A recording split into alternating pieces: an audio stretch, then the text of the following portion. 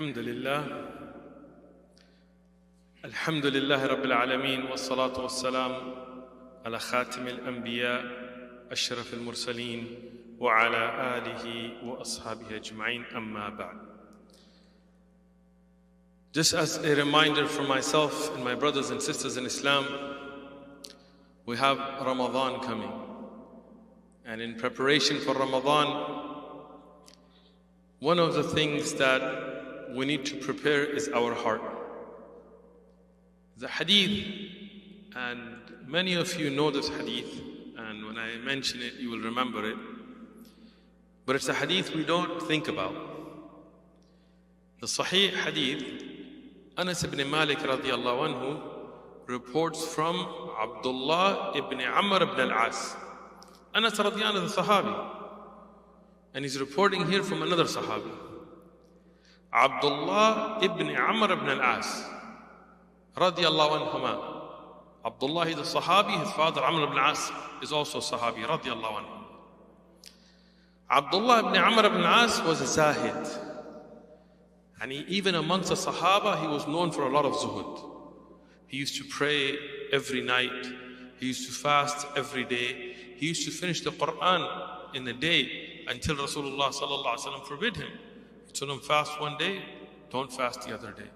Pray some nights, sleep a part of the night. And he read the Quran, but not in less than, and he gave the days and things. Meaning he had such a zeal for good that Rasulullah sallallahu alaihi wasallam had to give him a method that would be sustainable. Like that's how much zeal he had. Anas ibn Malik reports this hadith from him. Abdullah ibn Amr ibn As radiallahu anhuma says that we were in the masjid and Rasulullah sallallahu alaihi wasallam told us that the next person to enter from this bab, from this door, is a person of Jannah. You know the hadith. And this is a beautiful way of teaching. Rasulullah sallallahu alaihi wasallam, he would utilize different techniques to teach the Sahaba. Now here the Sahabi, he came in, as a mashhur riwayah, it says that he was one of the Ansar. Some of the riwayat mention it Sa'ad radiallahu anhu, the Ansari Sa'ad. Khair, this Sahabi comes in and he goes, he makes wudu, he makes rak'atayn. The next day it happens again, and Rasulullah sallallahu alaihi wasallam, the next person to enter from that door is a person of Jannah. The same Sahabi Ansari comes in. The third day it happens again. Rasulullah sallallahu alaihi wasallam, the next person to enter from this door is from the people of Jannah. Same Sahabi comes in. Here Abdullah ibn Amr ibn As radiallahu anhuma, he wanted to know what was, like he had that zeal. He wanted to know what was special about this Sahabi. And he's not from the most famous of the Sahaba. It's not Abu Bakr and Umar and Uthman and Ali radiallahu anhum. It's not Abdullah ibn Abbas. It's not Abdullah ibn Mas'ud and so on. So what was special? He wanted to know. He didn't want to just go and ask him what's special.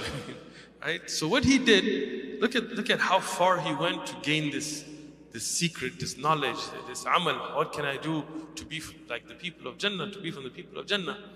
He told him, me and my father have an issue. And he didn't tell him like a fight or something. He didn't lie. But he said, me and my father have some things, and I need a place to stay. And the Sahaba were so, without takalluf, without any formalities, He was like, okay, come stay at my house. He didn't ask him what's going on, what do you mean, go get a hotel room. No, this is the love that they had, simpleness. So now what was Abdullah ibn Amr radiallahu anhu's point? He wanted to see what amal does this person do, this Sahabi that made it that 3 days in a row Rasulullah sallallahu alaihi wasallam called him a person of Jannah. So he watched him. When he woke up in the night, Abdullah ibn Amr ibn al-As radiallahu anhu was already awake. He was already making salah when this person, he made qiyamul layl, but not as much as Abdullah ibn Amr made. Not as much as other Sahaba did, Abu Darda and Abu Dar al-Ghafari, those people who would pray a lot. He went to the masjid, he made his salah and fajr, and he made his adhkar, but not more than anybody else. Throughout the day, he checked. Didn't see anything extraordinary. Khalas. The next day, reviewed the same schedule. What time does he go? What dhikr does he make? How much Quran? He did all of that, but nothing that would make him stand out. The third day is the same thing. Then he was like, I don't know. So he's finally opens up to him. He tells him, look, I don't have any problem. I just wanted to see what amal do you do that made it that Rasulullah sallallahu alaihi wasallam 3 days in a row said that you are from the people of Jannah. So Sahabi, the Ansari, told him, Yani, this is what it is. What you see is what I have. That's it. I don't have anything special. So I'm okay. When he was walking away, he told him, wait, come back. There's one thing. I told him, what is it?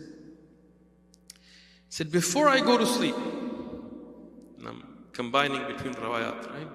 He said, before I go to sleep, I cleanse my heart that I don't have any malice against any Muslim. Another rawayah says that I ask forgiveness so that nobody has malice against me and I have no malice against anybody. Every night when I sleep, my heart is pure from any malice against any Muslim. No hard feelings, no hasad, no shuh, no, none of that. Abdullah ibn Amr ibn As radiallahu anhuma said, Dhaka, this is it. That is that action. Ikhwa fillah, Imam al-Nasa'i in his Sunan, he has mentioned 2 rawayat. They're both sahih. One of them he says, لا يجمع شح والإيمان في قلب عبد أبدا. From Rasulullah sallallahu alaihi wasallam. And the other, لا يجتمعان الحسد والإيمان في صدري أو في الرواية في قلبي في قلب الأبد أبدا. The first riwayah says they do not come together. Shuh and iman in the heart of a slave of Allah ever. It will never happen. What does that mean? What is shuh? It's a stinginess, but it's a mean stinginess. Bukhl is also stingy, but shuh is you don't want to spend and you're always jealous of others and you're jealous if somebody else does spend and if you do spend on somebody then you're upset. Why did this guy cost me? You know, this angry stinginess. Bakhil can be somebody who's stingy, but he's just stingy, like he doesn't have any hate in it. Right?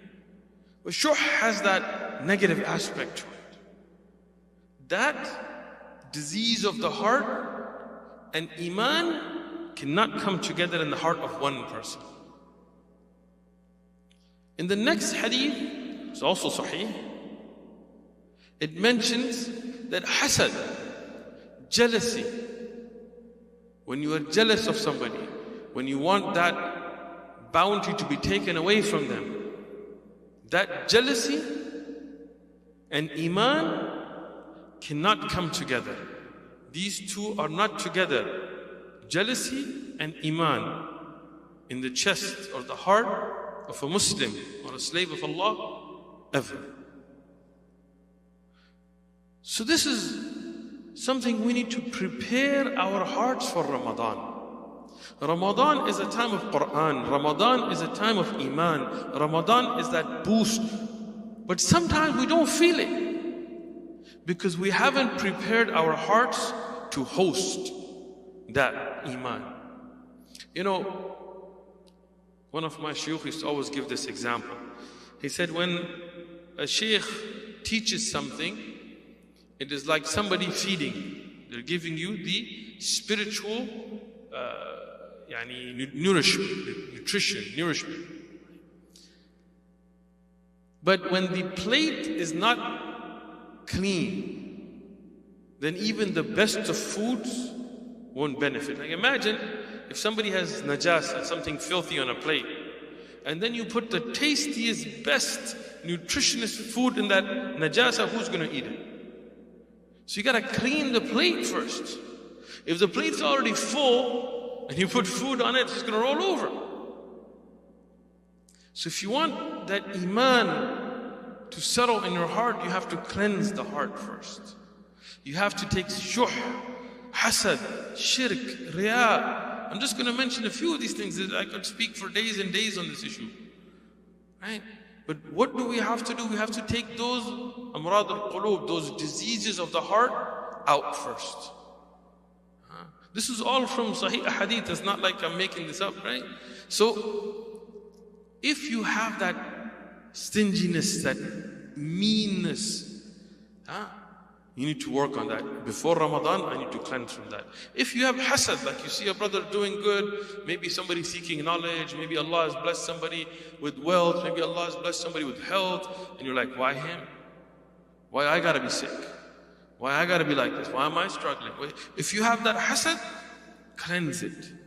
Take it out. Allah bless it for him. Barakallah lahu. Make dua for them. Make dua for your brother. When you make dua for your brother in secret, malaika are saying Ameen. For that same dua, they're making dua for you.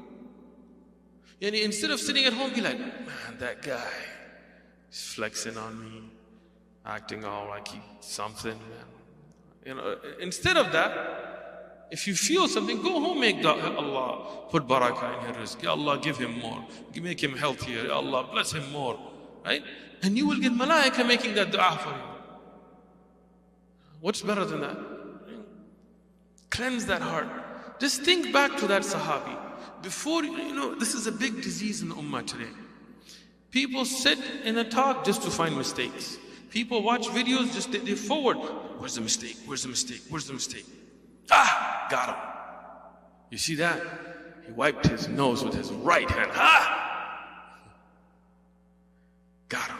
Off the manhaj. Who made you in charge of the manhaj, man? Everything. Somebody talks to, mashallah, this brother, he's doing great, he's teaching this book. Yeah, well, I saw his socks. Had holes in them. Like, okay. When you have that, you gotta get rid of that. Sit somewhere, benefit. Listen to something, benefit from it. If you want to find mistakes, you'll find mistakes, but then what's going to happen to you? Sit somewhere, make dua. One time somebody came to Shaykh Ibn Baz, rahmatullahi alayhi, and he talked about some people. And he said, Ya Shaykh, these people are like this and like this and like this, and may Allah destroy them, and may Allah do this to them, may Allah do this to them. From our Muslims. The Shaykh at the end of it said, I wish you sat with them so you learn how to make dua for the ummah and not against the ummah. Go and sit with them and learn how to make dua for the ummah, not against the ummah.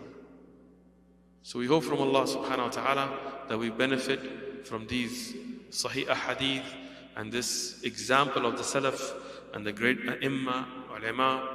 May Allah subhanahu wa ta'ala protect us and cleanse our hearts and prepare us for this blessed month of Ramadan so we can go in with clean hearts, free of ri'ah, free of showing off, free of shuh, free of bukhl, free of jealousy and stinginess and all these diseases, all this minor shirk, and may Allah protect us from major shirk and all these things so that we go to Ramadan and we allow the benefits of Ramadan to settle in our hearts so it can push us the rest of the year. Wa jazakumullahu khairan.